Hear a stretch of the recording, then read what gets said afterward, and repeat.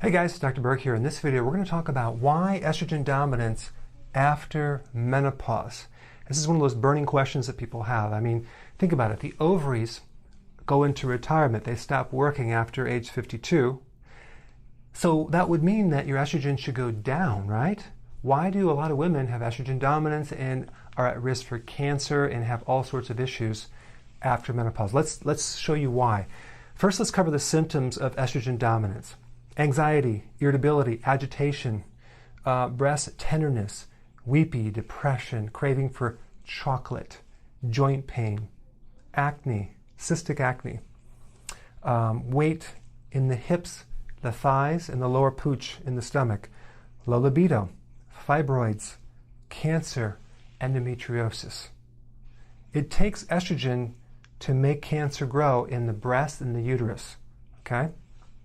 Now, let's talk about some facts related to estrogen to put this together. Estrogen does drop after menopause, okay? So that's really what happens, but progesterone drops even more, giving the relative ratio of higher amounts of estrogen to progesterone. Progesterone is a hormone that opposes estrogen. It counters it. So if you drop progesterone too far down with no unopposed estrogen, it can appear to be higher and more damaging, okay? Now, adrenal glands are the backup to the ovaries. So during menopause, the adrenal glands will make the same hormones that the ovaries do. Okay, that's another little fact. And the adrenal glands are on top of the kidney. Progesterone feeds cortisol. Progesterone converts into cortisol. If the body needs more cortisol, that's the stress hormone from the adrenal, it will get some of the cortisol from progesterone. So here we have this situation where we have the adrenals are weak, okay, low cortisol. Your body is going to rob that little bit of progesterone that you have. What do you think is going to happen to estrogen then? It's already high. It's going to appear to be higher because it's going to be unopposed by the progesterone. So we're going to take that last little drop of progesterone we had and drop it even more to convert it to cortisol. So really, it's the adrenals, the weak adrenals behind this whole problem, okay? And it's forcing other parts of the body to be depleted because the adrenal considers the stress, countering stress, the adrenals, like the most important thing. So it will rob from this and take from this just to keep the adrenals strong, okay? So, basically, increased need for cortisol depletes progesterone. Okay, so you got that so far? Now let me show you some additional facts. Okay, so what do we know? We know that progesterone converts to cortisol. If there's a low adrenal and you need more cortisol, the body will make more from sucking more progesterone, thereby increasing the relative ratio of high estrogen, okay? Don't worry, it gets worse. Okay, so more facts. Your own fat makes estrogen. So the more fat you have, the more estrogen you're going to have because fat makes estrogen. And it takes it, it robs it from the hips, and it doesn't rob the fat, it basically generates it from the fat, okay? And also estrogen makes fat, so it's kind of like a never-ending nightmare. Now, they used to use something called estrogen replacement therapy, and they don't use it anymore because they found it causes cancer. And they switched it to hormone replacement therapy, which they add a little bit of progesterone. So this was just estradiol, and then they added progesterone, and then an estrogen together. And then they found that that has some side effects with cancer, and so they added Provera, which is a synthetic progesterone.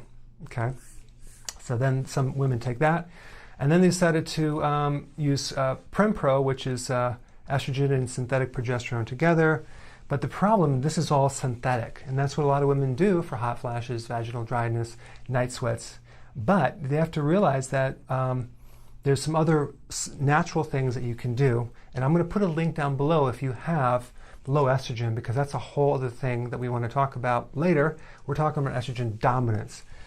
Okay, so now the estrogen is really three hormones. You have estradiol, estrone, and estriol, and I'm going to explain these two right here. So estrone is the type of estrogen that occurs after menopause, and it's made from androgens or testosterone. So basically, It's a little complex, but basically you could make estrogen from if you have too much androgens. So there's a condition called polycystic ovarian syndrome that a lot of people have. And that's a situation where you have too much androgen. Now, how would a woman have too much androgen? Well, guess what causes androgen to spike? Insulin. So again, it's a little complex, but if you have an insulin problem, and I'll put some links below if you want to check that out, insulin resistance, you can get PCOS or polycystic ovarian syndrome from that. When men have too much androgen, whatever, it can convert to estrogen, and that's what causes the breast tissue in a male body, the prostate enlargement, the low libido. Okay, that's this right here, because there's an enzyme that converts androgen to estrogen, and it's called aromatase.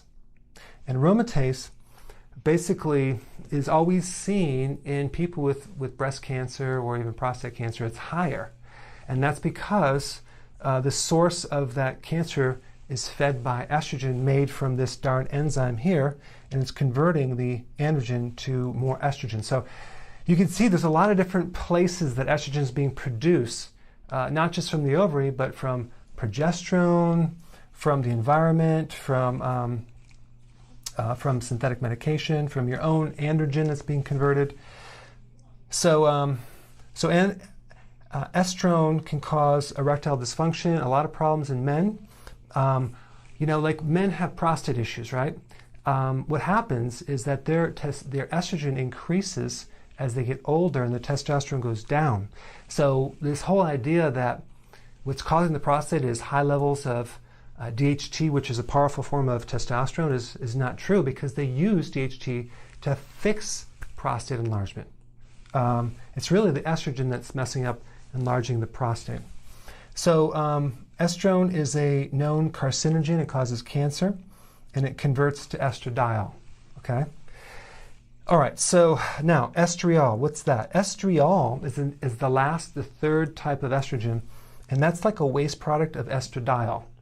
Okay, so it's basically there to help buffer estradiol, because if estradiol is too high, you'll really get cancer. And so it's there to balance and buffer it, because estriol is considered anti-cancer. So it protects you against the bad estrogen, so to speak. Okay.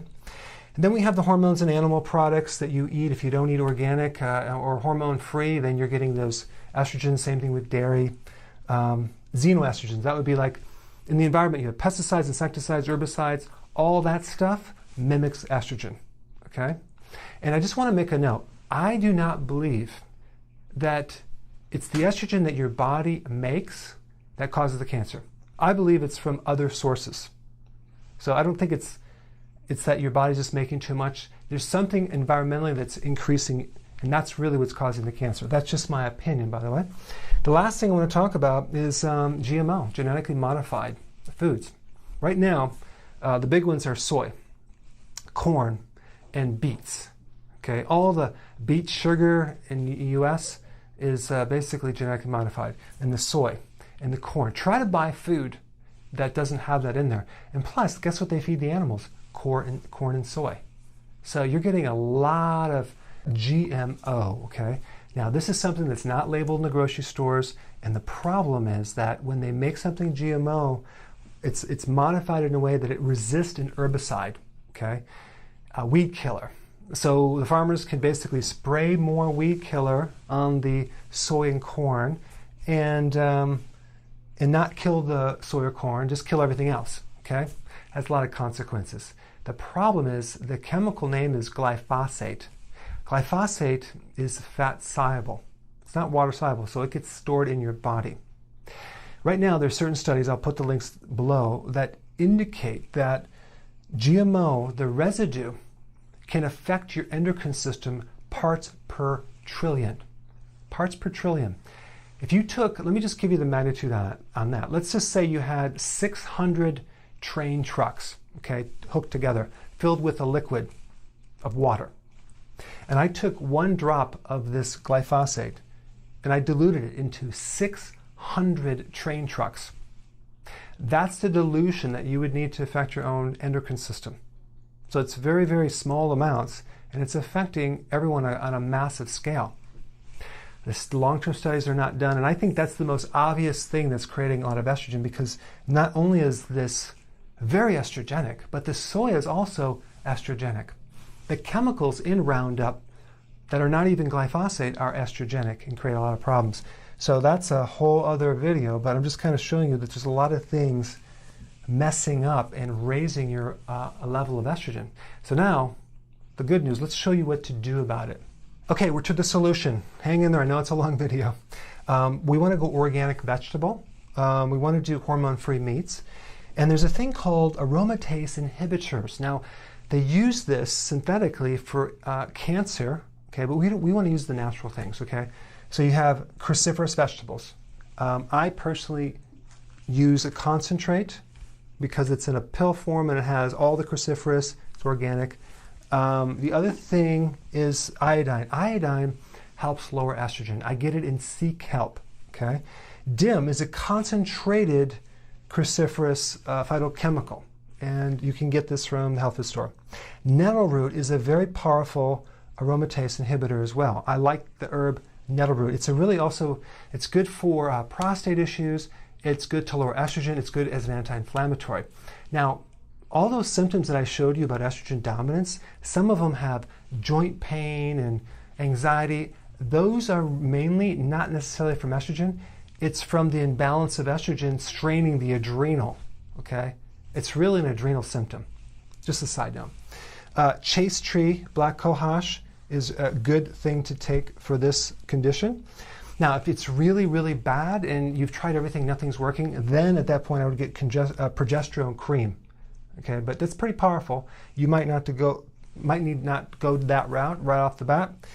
And then cortisol support. Why? Because this is a product that I use, cortisol support. This basically goes deeper into the adrenals, and it's mainly for someone that has low cortisol, not high cortisol. So it will give the adrenals a chance to come up and not steal your progesterone. And I use that for hot flashes as well. But it's mainly to help support the adrenals during menopause as a backup for the ovaries. Okay? We covered a lot of information. You might have to watch this again. I put some links down below, but thank you so much for watching.